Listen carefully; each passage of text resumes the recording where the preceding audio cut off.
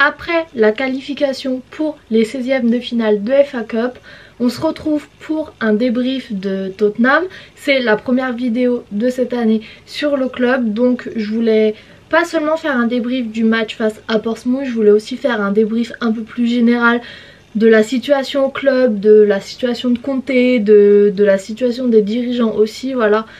C'est une nouvelle année mouvementée pour Tottenham, donc je voulais revenir sur vraiment toute cette situation en général. Pour commencer, bien entendu, je voulais faire un point sur le jeu proposé par Tottenham et donc sur Antonio Conte parce que c'est profondément lié pour moi. Et c'est vrai que sur les 2 derniers matchs, on a vu du mieux, je vais dire, même si c'est pas complètement parfait, même si c'est encore très dur. Pour les matchs face à Crystal Palace et à Portsmouth, j'ai trouvé que c'était un peu mieux.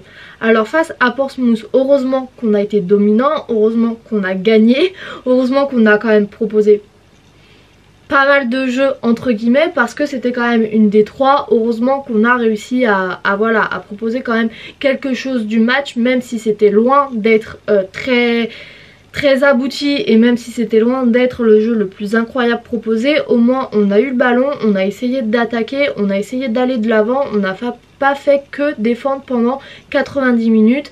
Quelque chose qu'on avait quand même tendance à faire sur ces matchs là les années précédentes, et même avec Conte sur certains matchs où on avait des adversaires un peu moins forts que nous sur le papier, on faisait que défendre. Donc c'est déjà ça, il y a déjà une amélioration par rapport à ça. Face à Crystal Palace aussi, on a eu une très petite domination avec une possession de balle qu'on a remportée mais pas beaucoup, avec un pourcentage de nombre de passes réussies à notre faveur aussi, pas beaucoup non plus.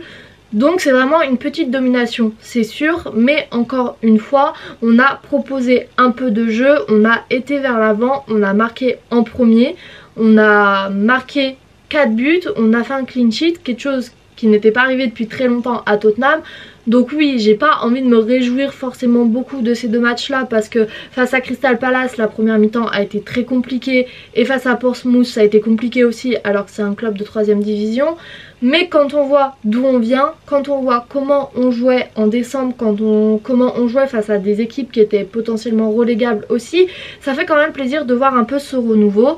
Et surtout ça fait plaisir de voir des jeunes intégrés dans le jeu de Tottenham, dans l'équipe, parce que pour moi c'est quelque chose sur lequel on peut se reposer. On a vu qu'on avait des jeunes quand même assez talentueux. Si je dois commencer, je voudrais évoquer Bryan Gil, qui pour moi est un espoir de Tottenham et qui devrait avoir beaucoup plus de temps de jeu que ça. Bon, après son poste c'est pas forcément facile parce que quand Kulusevski et Richarlison seront de retour, j'ai du mal à le voir titulaire.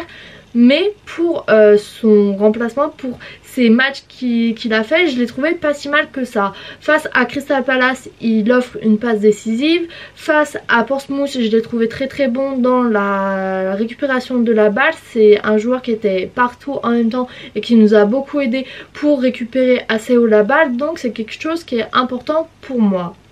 Pour Pape Matar Sarr, je le trouvais aussi très bon. Alors bien sûr c'est pas parfait, il a encore besoin de se développer et de perfectionner son jeu, mais je l'ai trouvé assez bon aussi dans le contrôle du milieu de terrain, dans son apport aussi en termes de passe, en termes de vision de jeu. J'ai trouvé qu'il y avait un beau potentiel et j'étais contente de le voir titulaire face à Portsmouth. Pour les 2 prochains jeunes c'est un peu plus compliqué, donc je voulais commencer par Skip. C'est un jeune qui est un peu plus expérimenté que Pape Matar Sarr et Gil parce qu'il a déjà été titulaire, et c'est vrai que j'avais hâte de le revoir jouer, j'avais hâte de le revoir titulaire, et j'étais un peu déçue parce que ce soit face à Crystal Palace ou à Portsmouth, il a été très rugueux on va dire dans ses tacles, il a été très intense, peut-être un peu trop, à plusieurs occasions il aurait pu finir avec un carton rouge. Donc ça me fait plaisir de le voir, il n'est pas complètement nul, il n'a pas fait des matchs complètement catastrophiques, mais voilà, j'aimerais bien qu'il se calme un peu, qu'il pose un peu plus son jeu au lieu d'essayer de prouver en faisant des gestes assez dangereux. Et pour Spence, là aussi c'est compliqué parce qu'il n'a joué que à peu près 15 minutes face à Portsmouth. et il apporte des choses, c'est indéniable, il aide bien au jeu, mais c'est vrai qu'en 15 minutes je vois pas trop comment je peux analyser son match, comment je peux analyser son talent, parce qu'il n'a pas le temps de s'installer, il n'a pas le temps d'être décisif non plus, surtout face à une équipe qui est en fin de match, qui est en gestion.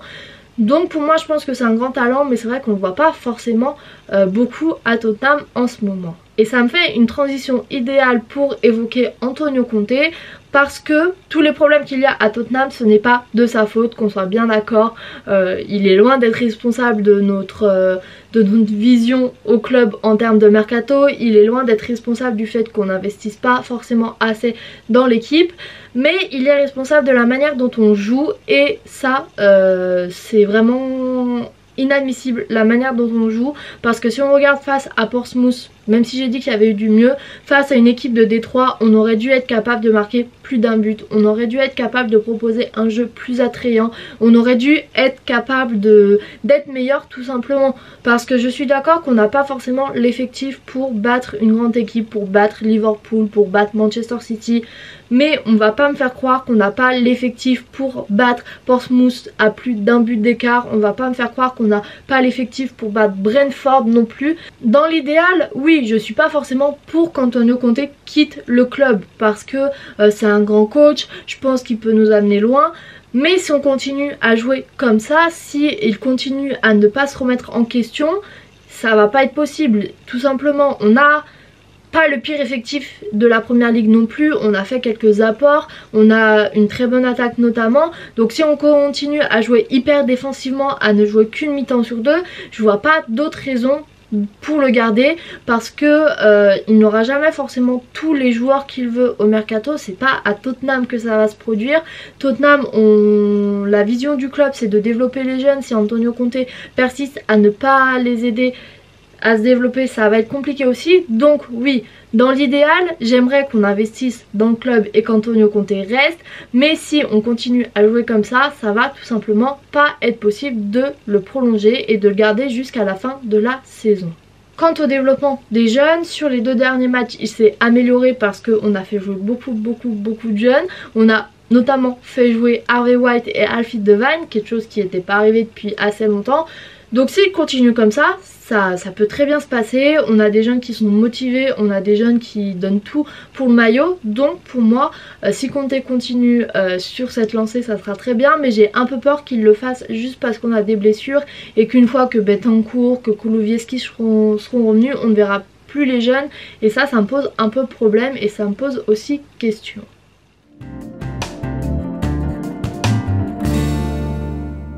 Je vais maintenant passer à la situation qu'il y a au club en général, et notamment face aux dirigeants.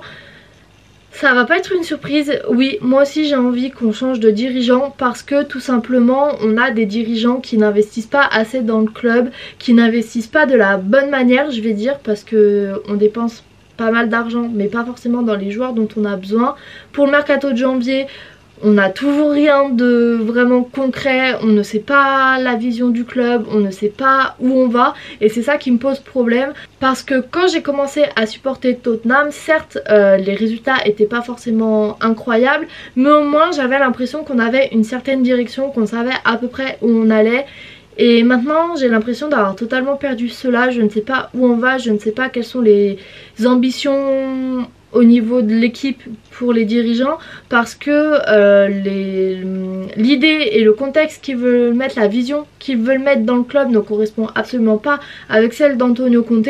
Donc je ne sais pas du tout où on va. En plus de ça, on a des gros manquements dans l'effectif, et les dirigeants n'ont pas l'air de vouloir les combler, donc ça me pose vraiment question. Et oui, si ça continue comme ça, il n'y aura pas d'autre solution que de le vendre, parce que encore une fois, dans l'idéal, j'aimerais bien qu'on garde ces dirigeants, parce que j'aime bien l'idée d'avoir des dirigeants britanniques dans un club anglais, mais ça se fait à condition qu'on ait un investissement profond dans l'équipe et comment dire, et logique, qui correspond à ce que Antonio Conte veut, à ce qu'on veut développer, au poste qu'on a besoin de combler, et pas juste mettre de l'argent sur des joueurs qui n'ont rien prouvé ou qui ne sont pas du tout cohérents avec l'équipe. Mais voilà, c'est pas ce qui est fait en ce moment. Donc pour moi, oui, il n'y a vraiment pas d'autre solution que de changer de dirigeant.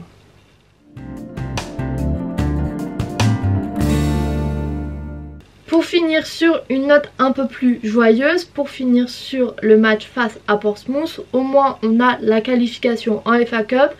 Je pense que c'est logiquement, si on est réaliste, le dernier trophée auquel on peut vraiment concourir. Donc ça fait plaisir. D'autant plus que j'ai vu une certaine amélioration parce que certes le match face à Portsmouth n'était pas incroyable dans le divertissement et dans le jeu, mais au moins on a gagné. Les années précédentes c'est typiquement des matchs sur lesquels on se faisait éliminer parce qu'on avait des joueurs pas concentrés sur le match, des joueurs pas investis dans le match, et là le fait d'avoir fait jouer des jeunes comme Ril et Pape Matsar, j'ai trouvé que ça apportait un peu un vent de fraîcheur et un vent d'envie sur l'équipe parce que c'est deux joueurs qu'on a vu courir partout sur le terrain, qu'on a vu se démener pour essayer d'aider l'équipe, et donc ça je trouve que c'est déjà pas mal. On a déjà un avancement sur un point, c'est qu'on n'est pas sorti encore une fois face à une des trois, donc ça fait plaisir. En plus de ça, Harry Kane est à 2 buts maintenant de devenir le meilleur joueur de l'histoire de Tottenham. Donc c'est vrai que c'était pas un match incroyable, c'était plus un match où on aurait pu faire la sieste, mais c'est un match que je trouve important, qui reste dans la continuité de Crystal Palace, et j'espère que ça sera juste le commencement pour le redressement de l'équipe, qu'on va continuer et qu'on va s'appuyer sur ces matchs pour proposer de plus en plus de jeux. On est à 2 matchs où on a marqué en premier, alors oui, dans ces 2 matchs, il y a un match face à une équipe de 3ème division, mais c'est important quand même, j'essaie de me rattacher un peu à ce que je peux. Et donc on est sur voilà, 2 matchs où on a marqué en premier, 2 matchs où j'ai trouvé qu'on a joué un peu moins défensivement, donc j'espère qu'on va s'appuyer là-dessus pour aller de plus en plus vers l'avant, pour délaisser de plus en plus la défense au profit d'une attaque, au profit d'une équipe qui joue vite vers l'avant. Pour cette vidéo, je vais m'arrêter là. Pour la première vidéo de cette année, j'avais envie de faire un peu un grand débrief de Tottenham. J'espère que cette vidéo vous aura plu. Et quant à moi, je vous dis à bientôt pour une nouvelle et salut!